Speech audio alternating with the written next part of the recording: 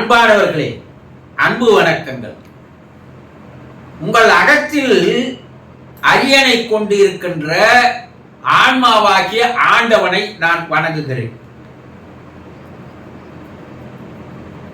ஒருவர் இறப்பின் மூலமாக பெரும் துயரத்திற்கு, வேதனைக்கு, கவலைக்கு ஆளாகிறீர்கள் இல்லையா? ஆனா இறைவனாகவே இருந்தவர், இறைவனாகவே வாழ்ந்தவர், அவர் கூட ஒரு சாபத்தால் இறந்துதான் போனார். இறைவன் கூட இறந்துட்டாரா? இறைவனுக்கு இறப்பு கிடையாது. நீங்க எப்படி இறைவன் இறந்துட்டாருன்னு சொல்றீங்க? இங்கதான் நம்ம கன்ஃபியூஷன் ஆகணும். என்னன்னா, இறைவன், கடவுள், ஆண்டவன், தெய்வம், பரம்பொருள், பரமசிவன், பரமபிதா என்பது ஒரு உருவத்தால் செய்யப்பட்ட சக்தி. அவ்வளவுதான். அதை உருவத்துல கொண்டு வந்திருக்கிறோம். ஆனா உண்மையான இறைவன் என்பது அருவமானவன், கண்ணுக்கு தெரியாதவன். அந்த மாபெரும் சக்திக்கு அழிவு என்பது இல்லை. அதற்கு பிறப்பும் இல்லை, இறப்பும் இல்லை. அது நிரந்தரமானது, நீடித்திருக்கக்கூடியது, நிலையானது. அந்த இறைவன் வேறு, அந்த மாபெரும் சக்தி என்பது வேறு, எனர்ஜி என்பது வேறு, ஆற்றல் என்பது வேறு. அதுதான் இந்த உலகம் முழுவதும் கண்ணுக்கு தெரியாமல் நம்ம என்ன பண்ணிட்டு இருக்க, வாழ வைத்துக் கொண்டிருக்கிறது. ஆனா மனிதர்களாக பிறந்தவர்கள் ஒன்று அரக்க குணத்தோடு வாழறான், இல்ல மிருக குணத்தோடு வாழறான். தன் நிலையிலிருந்து தன்னை இறக்கிக் கொள்கிறான். சில மனிதர்கள் மனித நிலையிலிருந்து மாமனித நிலைக்கும், மாமனித நிலையிலிருந்து மகேசன் நிலைக்கும் அவர்கள் உயர்கிறார்கள். அப்படி உயர்ந்தவர்கள் பார்த்தோம்னா அவர்கள் நம்ம என்ன பண்றோம், மாமனிதன், அதே நேரத்துல மகான், அதே நேரத்துல மகேசன், அதே நேரத்துல அவதாரங்கள் என்று சொல்கிறோம். இந்த அவதாரங்களை எல்லாம் நம்ம என்ன நினைச்சிட்டு இருக்கிறோம், இறைவனாக நினைத்துக் கொண்டு வணங்கி வருகிறோம் இல்லையா? அப்படி இறைவனாக நினைத்துக் கொண்டு வணங்கி வருகின்றவர் தான் பகவான் கிருஷ்ணர் அவர்கள். பகவான் கிருஷ்ணன் நம்ம என்ன பண்றோம், 100% கடவுளாக நம்புகிறோம் இல்லையா? ஆனா அந்த பகவான் கிருஷ்ணரும் இறந்துதான் போனார் என்பது பல பேருக்கு தெரியாது. நீங்க கேட்பீங்க, கிருஷ்ணர் இறந்துட்டாரா? இறந்துதான் போனார். ஏன்னா அவரும் மனிதராக பிறந்தவர் தான். ஆனா வாழும்போது தன்னை இறைநிலைக்கு கொண்டு வந்தார், இறைவனாக வாழ்ந்தார் என்று நாம் நினைக்கிறோம், நம்புகிறோம். அந்த இறைவன் இறந்து போகிறார், கிருஷ்ணர் இறந்து போயிட்டாரு. ஆனா ஒரு சிலருக்கு இந்த விஷயங்கள் தெரியாது. பகவத்கீதையில கடைசி வரைக்கும் அதை அவர்கள் தெளிவுபடுத்தவில்லை, அவர்கள் காட்டல. ஆனா கிருஷ்ணர் என்பவர் போருக்கு ஒரு காரணக்கர்த்தாவா இருக்கிறார். பாண்டவர்களுக்கும் கௌரவர்களுக்கும் அந்த போர் மூண்டது, யுத்தம் மூண்டது.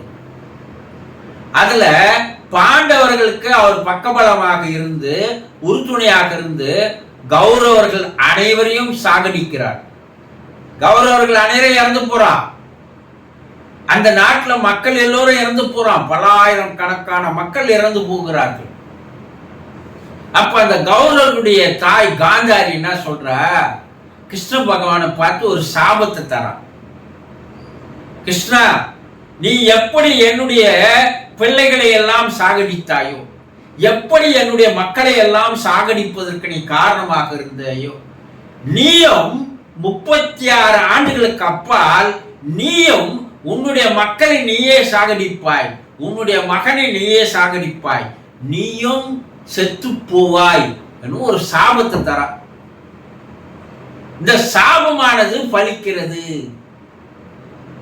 எப்படின்னா, கிருஷ்ணருடைய நாட்டிலே இந்த போரெல்லாம் நடந்து முடிஞ்சு இந்த சாபத்தை வாங்கிக்கிறாரு.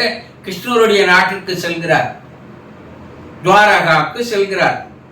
அங்கு 2 பிரிவு மக்கள் இருக்கிறார்கள். இந்த இரு பிரிவு மக்களும் என்ன செய்யறாங்கன்னா, அவர்கள் அங்கு வந்த 3 முனிவர்களை, விஸ்வாமித்திரர் அதுல ஒருத்தர், நாரதர் அதுல ஒருத்தர், இன்னொரு 3 முனிவர் அந்த நாட்டிற்கு வருகை தருகிறார்கள். இந்த மக்கள் என்ன பண்றாங்க, அவர்களை கேலி செய்கிறார்கள், கிண்டல் செய்கிறார்கள், அசிங்கப்படுத்துகிறார்கள், அநாகரிகமாக நடந்து கொள்கிறார்கள். இதனால இந்த முனிவர்கள் கோபம் என்ன செய்யறாங்க, உங்களும் நீங்களும் ஒருவருக்கொருவர் அடித்து செத்துக் கொள்ளுகின்ற நிலைமை வரும் என்று ஒரு சாபத்தை தராங்க. இது 2வது சாபம். இப்படி உங்களை வளர்த்து ஆளாக்கிய உனக்கு யார் மன்னனோ அவனும் சாவான். யாரு? கிருஷ்ணரையும் சாவான்னு 2வது ஒரு சாபம். அதே போல ஒரு காலகட்டத்திற்கு அப்பால் இந்த 2 பிரிவு மக்களும் குடி போதையில ஒருத்தருக்கு ஒருத்தர் அடித்து சாகடித்துக் கொள்கிறார்கள். அவருக்கு அவர்களே சாகடிக்கிறார்கள், கொலை செய்கிறார்கள். இதுல கிருஷ்ணருடைய மகன் ஒருவன் இருக்கிறான். கிருஷ்ணருக்கு மகன் இருக்கிறதே பல பேருக்கு தெரியாது. கிருஷ்ணருக்கு மகன் இருக்கிறது இப்ப ஆன்மீகத்தில் இருக்கிறவங்களுக்கு கூட பல பேருக்கு தெரியாது. கிருஷ்ணனுக்கு மகன் தானா அப்படின்னு கேட்கிறவங்க தான் இருக்கிறாங்க. ஏன்னா முழுமையான ஆன்மீகத்தை தெரிந்து கொள்ளாதவர்கள். அந்த கிருஷ்ணனுடைய மகன் பேர் பிரத்யுமனா என்று பெயர். அவனும் இந்த மக்களால் கிருஷ்ணருடைய கண் எதிரிலேயே அவனை சாகடிக்கிறார்கள் குடிபோதையில.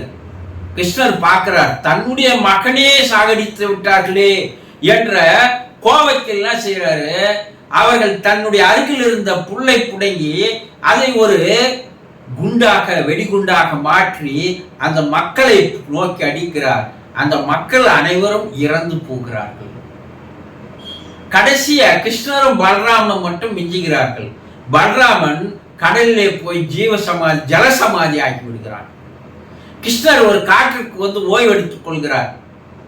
இந்த வேதனையிலே அவர் ஓய்வெடுத்துக் கொள்ளும் போது ஒரு மரத்துக்கீழே படுத்துக்கின்னு அவர் காலை ஆட்டிக்கொண்டு படுத்துக் கொண்டிருக்கிறார். இவர் கால் பாதங்கள்ல அவர்கள் என்ன பண்ணுவாங்க, அந்த இதுல புள்ளி புள்ளியாக அவர் வர்ணம் தீட்டி வைத்திருக்கிறார்.